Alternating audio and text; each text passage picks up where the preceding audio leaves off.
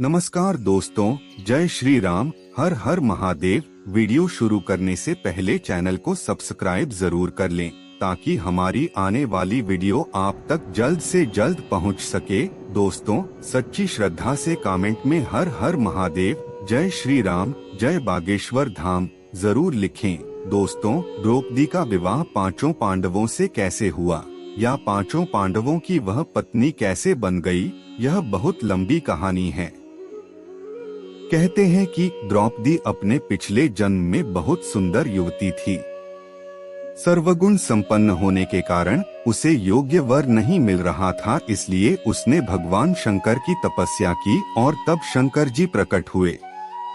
उस समय द्रौपदी ने हड़बड़ाहट में 5 बार वर मांगे, इसलिए उसे शिवजी के वरदान के कारण इस जन्म में 5 पति प्राप्त हुए।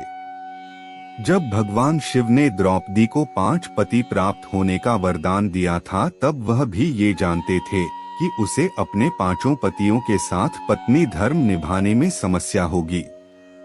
इसीलिए उन्होंने द्रौपदी को ये वरदान भी दिया कि वह प्रतिदिन कन्या भाव यानी कौमार्य को प्राप्त कर लेगी। इसलिए द्रौपदी अपने 5 पतियों को कन्या भाव में ही प्राप्त हुई थी। हालांकि कहा जाता है कि संतान को जन्म देने के लिए भगवान श्री कृष्ण ने उसे ये सुझाव दिया कि हर साल वह पांडवों में से किसी एक के साथ ही समय व्यतीत करे।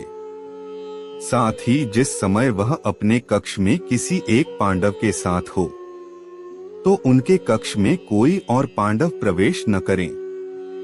यदि कोई पांडव ऐसा गलती से भी कर लेता है तो उसे 1 वर्ष के लिए अपने देश से बाहर कर दिया जाएगा। ऐसा माना जाता है कि द्रौपदी, जो 5 पांडवों की पत्नी थीं, एक साल के समय अंतराल के लिए हर पांडव के साथ रहती थी। उस समय किसी दूसरे पांडव को द्रौपदी के आवास में घुसने की अनुमति नहीं थी। इस नियम को तोड़ने वाले को 1 साल तक देश से बाहर रहने का दंड था। एक बार यह दंड अर्जुन को भुगतना भी पड़ा था। अर्जुन और द्रौपदी की 1 वर्ष की अवधि अभी अभी समाप्त हुई थी और द्रौपदी युधिष्ठिर के साथ का 1 वर्ष का समय शुरू हुआ था। अर्जुन भूलवश द्रौपदी के आवास पर ही अपना तीरधनुष भूल आए, पर किसी दुष्ट से ब्राह्मण के पशुओं की रक्षा के लिए उन्हें उसी समय इसकी जरूरत पड़ी। अत क्षत्रिय धर्म का पालन करने के लिए तीरधनुष लेने के लिए नियम तोड़ते हुए वह द्रौपदी के निवास में घुस गए। उस दौरान द्रौपदी युधिष्ठिर साथ में थे। बाद में इसके दंड स्वरूप अर्जुन को 1 साल के लिए राज्य से बाहर कर दिया गया। इसी 1 साल के वनवास के दौरान अर्जुन की मुलाकात उलूपी से हुई और वह अर्जुन पर मोहित हो गई। ऐसे में वह उन्हें खींचकर अपने नागलोक में ले गई और उसके अनुरोध करने पर अर्जुन को उससे विवाह करना पड़ा। कहते हैं कि दोनों 1 वर्ष तक साथ रहे। अर्जुन और नागकन्या उलूपी के मिलन से अर्जुन को एक वीरवार पुत्र मिला जिसका नाम इरावान रखा गया। द्रौपदी के कुल 5 पुत्र थे और इन्हें द्रौपदी ने 1 वर्ष के अंतराल में जन्म दिया था। हर पांडव से द्रौपदी को 1 पुत्र हुआ था। हालांकि महाभारत युद्ध के दौरान द्रौपदी के 5 पुत्रों की मृत्यु हो गई थी। क्या द्रौपदी सभी पांडवों के साथ संभोग करती थी? और यदि वह सभी पांडवों के साथ संभोग करती थी तो सबसे पहले किस पांडव के साथ द्रौपदी ने संभोग किया? दुर्योधन द्वारा पांडवों के मारे जाने की खबर सुनकर 5 भाई मां कुंती के साथ ब्राह्मण का जीवन बिताने लगे। सभी ब्राह्मणों की तरह भिक्षा मांग कर लाते और मां कुंती उन सभी में शिक्षा को सभी में बराबर बराबर बांट देती। उसी समय द्रौपदी का स्वयंवर चल रहा था। द्रौपदी के स्वयंवर में राजा के निर्देश का पालन कर अर्जुन ने द्रौपदी को स्वीकार किया। उस समय वहां पर भगवान श्री कृष्ण और बाकी सब लोग भी वहां पर उपस्थित थे।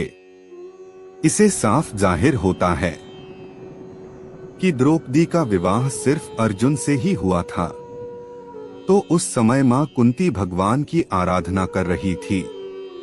किंतु जब ब्राह्मणों का जीवन व्यतीत कर रहे थे, पांचों भाई द्रौपदी को लेकर घर आए। जैसे ही उन्होंने कहा कि माँ देखो हम क्या लाए हैं, माँ ने इतना सुनते ही कहा कि तुम जो भी लाए हो सभी भाई मिल बांट कर खा लो।